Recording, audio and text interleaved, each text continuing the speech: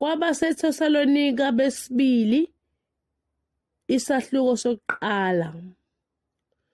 uPawulu noSilvanu noTimothewu kulo ibandla laseThesalonika elikuNkulunkulu uBaba wethu naseNkosini uJesu Kristu. Makube kini umusa nokuthula okuvela kuNkulunkulu uBaba naseNkosini uJesu Kristu. Simelwe ukumbonga njalo uNkulunkulu ngani bazalwane njengokuba kufanele, ngokuba inkolo yenu iyanda kakhulu, nothando lwenu nonke omunye komunye luyakhula, kuze kuthi thina ngokwethu sizincome ngani emabandleni kaNkulunkulu ngenxa yokukhuthazela kwenu nokukholwa ekuzingelweni kwenu konke nasezinhluphekweni enibekezela kuzo, okuyisiboniso sokwahlulela okulungileyo kukaNkulunkulu, ukuze kuthiwe ningabalungela umbuso kaNkulunkulu enihlupheka ngenxa yawo. Uma kambe kuyinto elungile kuNkulunkulu ukuba abuyisele ukuhlupheka kubo abanihluphayo, aniphe nina enihluphekayo ukuphumula kanye nathi ekwambulweni kweNkosi uJesu, evela ezulwini enezingelosi zamandla akhe, elangabini lomlilo ephindisela kwabangamazi uNkulunkulu nakwabangalaleli ivangeli leNkosi yethu uJesu, abazakunikwa isijeziso esingukubhujiswa okuphakade, basuke phambi kobuso beNkosi naphambi kwenkazimulo yamandla akhe, nxa efika ukubakhazimuliswe kubo abangcwele bakhe, abe ngomangalisayo kubo bonke abakholwa ngalawo muhla, ngokuba nakholwa ngokufakaza kwethu. Ngenxa yalokho siyanikhulekela njalo, ukuze uNkulunkulu wethu anenze nibe ngabafanele ukubizwa kwenu, agcwalise ngamandla konke okuhle enikuthandayo nomsebenzi wokukholwa, ukuze igama leNkosi yethu uJesu likhazimuliswe kini nani kuye ngokomusa kaNkulunkulu wethu noweNkosi uJesu Kristu. KwabaseThesalonika besibili isahluko sesibili.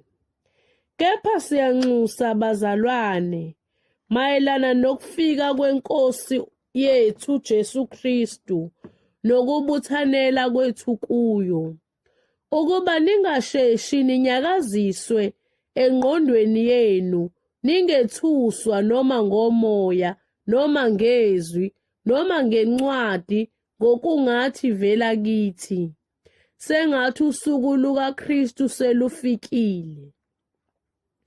Makungabikho muntu onikhohlisayo nangayiphi indlela, ngokuba alikufika kungakaveli kuqala ukuhlubuka kwambulo umuntu ongenamthetho, indodana yokulahlwa,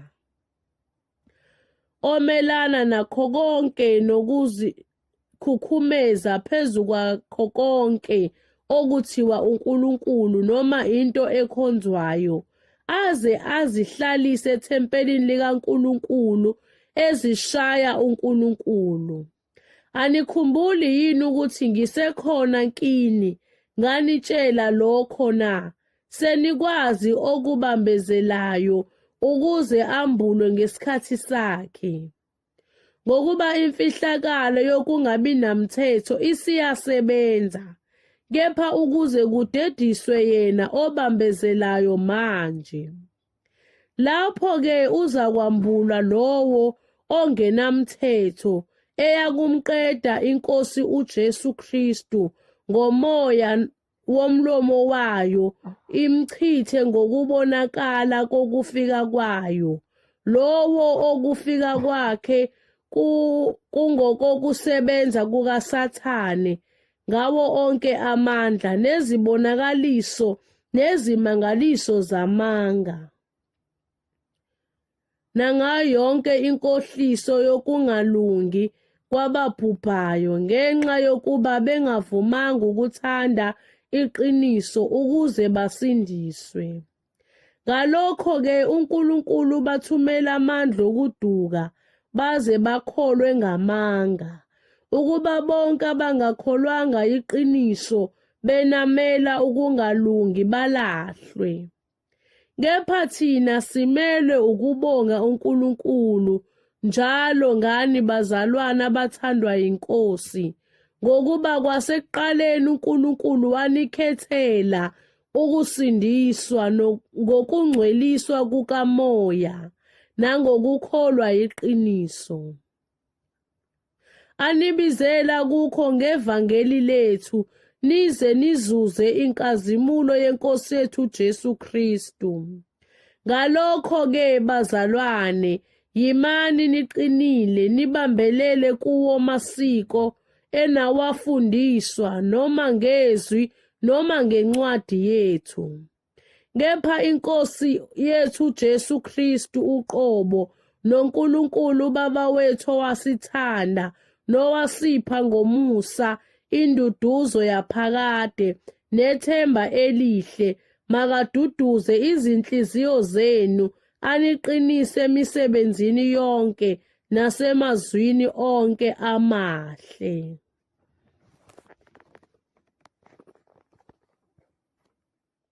KwabaseThesalonika besibili isahluko sesithathu.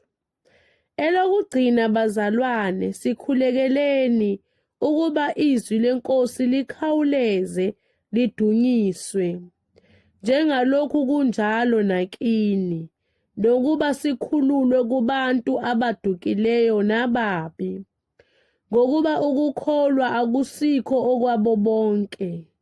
Kepha iNkosi ithembekile eyakuniqinisa inilondoloze komubi. Siyethemba eNkosini ngani ukuthi lokhu esiniyala ngakho niyakwenza nokuthi niza kukwenza. Kepha iNkosi mayiqondise izinhliziyo zenu othandweni lukaNkulunkulu nasekubekezeleni kukaKristu. Kodwa siyaniyala bazalwane egameni leNkosi uJesu Kristu ukuba nizahlukanise nabazalwane bonke abahamba ngokungafanele, bengahambi ngomyalo eniwamukele kithina. Ngokuba nani niyazi ngokwenu ukuthi kufanele ukuba nisilingise kanjani, ngokuba asihambanga ngokungafanele phakathi kwenu. Asidlanga sinkwa samuntu ngesihle, kodwa sadla ngokukhandleka nangokukhathazeka, sisebenza ubusuku nemini ukuba singasindi muntu kini. Kungengokuba singenalo ilungelo, kodwa ukuze sizinikele sibe isibonelo kini sokuba nisilingise. Ngokuba nalapho sisekini saniyala ngalokhu ukuthi uma umuntu engathanda ukusebenza makangadli, ngokuba sizwa ukuthi abanye phakathi kwenu bahamba ngokungafanele, bengasebenzi lutho, kepha benza okuyize nje. Abanjalo siyabayala sibaluleke eNkosini uJesu Kristu ukuba basebenze ngokuthula, badle esabo isinkwa. Kepha nina bazalwane ningadinwa ngokwenza okuhle. Uma ekhona ongalaleli izwi lethu kule ncwadi, mphawuleni lowo, ningahlanganyeli naye kuze abe namahloni. Kepha ningamphathisi okwesitha, kodwa mlulekeni njengomzalwane. Kepha iNkosi yokuthula uqobo mayiniphe ukuthula ngezikhathi zonke, nangezindlela zonke. INkosi mayibe nani nonke. Ngiyakhonza ngesandla sami mina Phawulu, okuluphawu ezincwadini zonke, ngiloba kanjalo. Umusa weNkosi yethu uJesu Kristu mawube nani nonke.